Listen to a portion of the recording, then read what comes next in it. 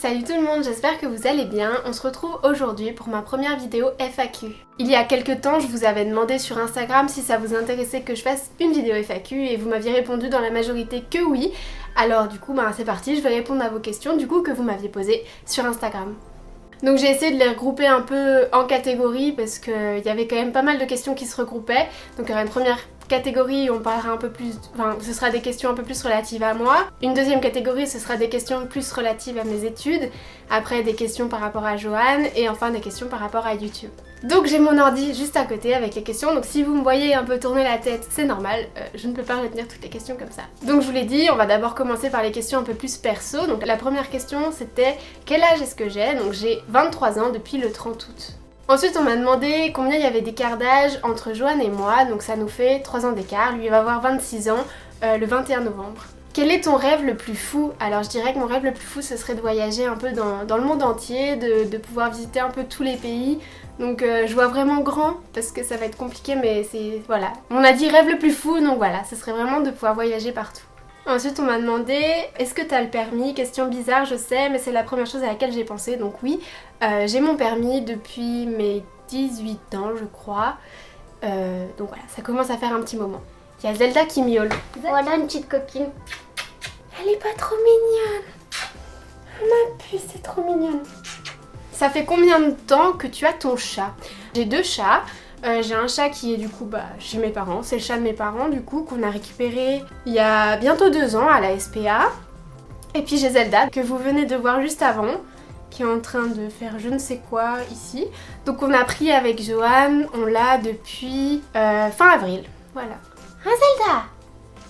T'es bien à la maison hein? Ensuite on m'a demandé est-ce que tu es belge ou tu es simplement française mais tu vis en Belgique, Bruxelles. Donc je suis française et je suis venue finir mes études en Belgique. D'ailleurs en parlant d'études, maintenant on va passer à la catégorie un peu plus études parce que vous m'avez posé pas mal de questions aussi à ce sujet. On m'avait demandé de raconter mon parcours, donc c'est vrai que j'ai un parcours assez atypique qui m'a fait un peu voyager.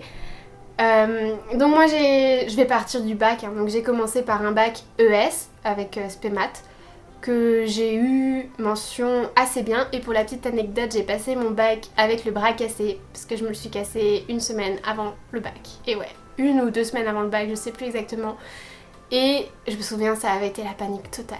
J'avais dû faire une demande pour avoir des aides parce que je pouvais pas écrire et en urgence, donc j'avais un peu peur de pas pouvoir passer mon bac mais bon au final j'ai pu quand même passer mon bac et j'ai quelqu'un qui écrivait à ma place donc j'ai dicté en fait tout mon bac, j'ai eu une expérience assez atypique pour le bac. Ensuite après le bac j'ai fait 6 mois de prépa pour le concours d'orthophoniste à Lyon du coup, concours que je n'ai pas eu et donc après ma prépa, donc après avoir passé les concours tout ça, j'ai décidé d'aller faire mes études à Genève, donc toujours en orthophonie, donc ça s'appelle la logopédie là-bas. Je savais qu'il y avait un concours pour entrer en master mais je me disais au moins tu t'auras déjà fait 3 ans parce qu'à Genève ça passe d'abord par un bachelor de psycho, donc une licence de psycho et après on rentre en master de logopédie. Donc pendant les 3 ans on a des cours à option de logopédie et puis après on a une sélection pour rentrer en master. Donc je savais qu'il y avait une sélection mais je me disais au moins après tes 3 ans t'as quand même un diplôme alors que si je restais en France la prépa ça donne aucun diplôme. Donc c'est ce que j'ai fait et vous vous doutez bien que si aujourd'hui je suis en Belgique c'est que je n'ai pas réussi le concours pour entrer en master et de base mon plan B c'était si je réussis pas à rentrer en master à Genève avec ma licence de psycho, je reviens en France et je fais un stit. Donc je fais un master et je prépare le concours d'un stit. Enfin voilà, ça c'était mon plan B. Et en fait, au cours de ma dernière année à Genève, je me suis rendu compte qu'en fait, on va compter le nombre de fois où je dis en fait, je crois. Je me suis rendu compte que je pouvais, après mon bachelor, partir en Belgique, donc à Bruxelles, faire une année complémentaire, donc une année en plus, où je rattrapais des cours que je n'aurais pas eu à Genève. Et ensuite rentrer en master. Donc là je viens de terminer mon année complémentaire, donc je l'ai validée. D'ailleurs elle m'a pas servi à grand chose parce qu'au final les cours que j'ai suivis c'est des cours que j'avais déjà fait pour la majorité. Et donc là je passe enfin en master et je suis trop contente. Et si tout va bien, dans 2 ans je suis logopède en Belgique, logopédiste en Suisse et orthophoniste en France. Voilà, on va y arriver. Bon, j'aurai certainement des stages à refaire quand je reviendrai en France, mais bon, c'est déjà un soulagement pour moi d'être en master. Ensuite, on m'a dit, ça fait combien de temps que tu fais des études? Surtout continue comme ça tes vidéos. Donc ça fait, du coup, depuis le bac, ça fait 5 ans que je suis en études, donc ça fait un petit moment. Et puis, merci beaucoup pour les vidéos, c'est gentil. Maintenant on va passer à la catégorie que je pense vous attendez tous. Donc c'est les questions qui sont un peu plus relatives à Johan. Donc les premières questions c'est quand est-ce que j'ai rencontré Johan, depuis quand est-ce que je suis avec lui et comment je l'ai rencontré. Donc avec Johan on s'est rencontrés début mai 2012, donc ça commence à faire un petit moment. Johan il avait déjà raconté cette histoire sur Twitter, mais en fait j'avais un souci avec un téléphone et on m'avait conseillé de le contacter parce que Johan c'est quand même un petit peu son domaine. Et donc je l'avais contacté et on avait bien accroché, donc on avait commencé à pas mal discuter. Par la suite on s'était rencontrés en vrai, donc on avait fait connaissance en vrai. Et puis c'est que un petit moment après qu'on s'est mis ensemble, puisqu'on s'est mis ensemble le 23 février 2013, voilà. Je pense que j'ai tout dit. Ah, et pour les curieux, mon problème de téléphone il a été résolu. Voilà, donc au final j'ai bien fait de le contacter. Donc ensuite on m'a demandé si j'avais des projets avec Johan, donc mariage, enfant. Donc pour l'instant ce ne sont pas des projets qui sont d'actualité, vous devez vous en douter. Moi je suis en études et c'est vrai qu'avant de penser à tout ça j'aimerais terminer mes études. J'aimerais aussi avoir une situation stable, gagner ma vie, tout ça. Donc pour l'instant on n'y a pas pensé. Après je pense que dans toute relation qui dure vient un moment où on se pose la question. Donc d'ici quelques années... Peut-être, je ne sais pas, mais pour l'instant c'est pas des projets d'actualité. Ensuite on m'a posé une question assez intéressante puisqu'on m'a demandé comment je vis la popularité de Johan et je vais vous répondre tout simplement que moi personnellement ça me touche pas des masses, en soi ça me gêne pas. C'est plus le problème de Johan en fait, c'est pas, moi ça me concerne pas tellement. Là où ça devient un peu plus gênant c'est peut-être à la limite quand on sort dans la rue, qu'on décide de se faire une petite soirée, une petite journée tranquillou et qu'il y a des abonnés qui le reconnaissent. Après, il y a un moment, moi j'accepte Johan avec son métier, hein, c'est son métier. Et puis du moment que les abonnés restent polis et gentils, il n'y a aucun souci. Ensuite on m'a demandé si c'était pas trop dur la vie avec un youtubeur, donc entre ses déplacements, ses vidéos, tout ça. Et donc ça va. C'est vrai que quand il part en déplacement, ça m'arrive régulièrement de me retrouver toute seule. Après, moi ça me dérange pas plus que ça, dans le sens où, encore une fois, comme je l'ai dit, c'est son métier et je l'ai accepté. Et il part jamais très très longtemps. Bon, c'est sûr que maintenant qu'on habite ensemble, quand il part, c'est toujours un peu difficile, mais bon, c'est comme ça. Et puis souvent, c'est pas plus que 2 semaines, donc moi ça me va encore. Et puis pour ses vidéos...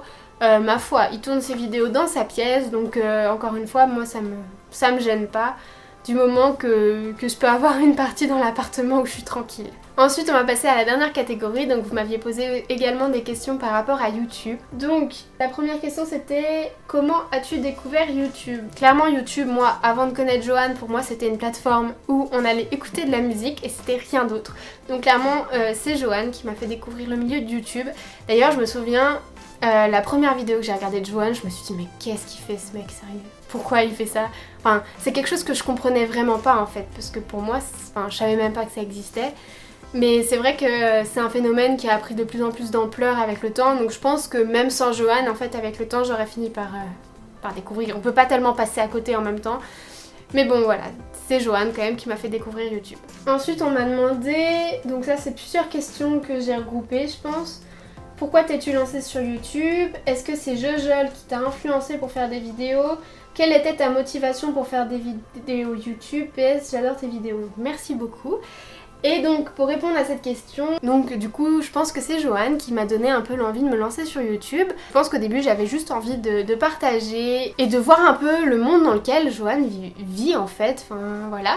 Et pour ceux qui me suivent depuis très longtemps, vous savez peut-être que j'avais fait une première chaîne YouTube l'année où j'ai passé mon bac. Je me souviens ma première vidéo c'était...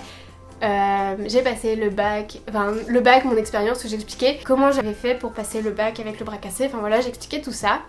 Et cette chaîne YouTube, j'ai vite arrêté en fait parce que je me suis rendu compte que j'avais pas le temps et que finalement je savais pas quoi partager. Et en fait l'envie de faire des vidéos est revenue plus tard quand j'ai commencé à regarder un peu plus de chaînes de youtubeuses beauté et que moi-même j'ai commencé à m'intéresser un peu plus aux cosmétiques naturels et que je me suis rendu compte qu'au final la plupart des youtubeuses beauté les plus connues je dirais utilisent principalement des cosmétiques qui sont pas bons en fait, avec des compositions pourries. Et de base, moi j'avais envie vraiment de me lancer pour sensibiliser un peu à ça, proposer des alternatives et en fait au final je me rends compte que ma chaîne YouTube elle prend pas tellement cette tournure. Alors pourquoi? Ben déjà de 1 parce que je me sens pas forcément de proposer des vidéos de maquillage alors que je me maquille presque pas. Et de 2 je pense aussi que c'est parce que clairement je n'ai pas énormément de produits cosmétiques mine de rien puisque ben j'ai pas de l'argent à l'infini pour en acheter et aussi peut-être qu'il y a une forme de peur parce que j'ai pas envie de vous proposer des astuces qui risquent de vous créer des allergies ou des choses comme ça et en plus je veux dire c'est pas parce qu'une astuce fonctionne sur moi qu'elle fonctionnera sur vous et je sais pas, j'ai un peu peur de dire des bêtises mais après je pense qu'il faudrait que j'arrive à aller au-dessus de ça parce que il y a un moment donné, si on a des peaux différentes, moi j'y peux rien. Et c'est vrai que ça fait un moment que j'ai envie par exemple de vous faire une vidéo sur ma routine anti-acné qui, mine de rien, est très efficace sur moi. Mais que j'ai peur parce que je me dis oui mais si je fais cette vidéo et que ça marche pas sur eux, machin et tout.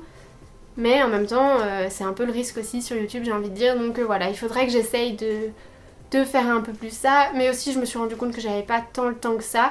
Et que j'avais pas envie de me forcer à faire des vidéos, donc des vidéos de temps en temps ça me va. Après tout le temps, non merci. Ensuite on m'a demandé à quand une vidéo avec ton chéri ou à quand une vidéo avec Jojol.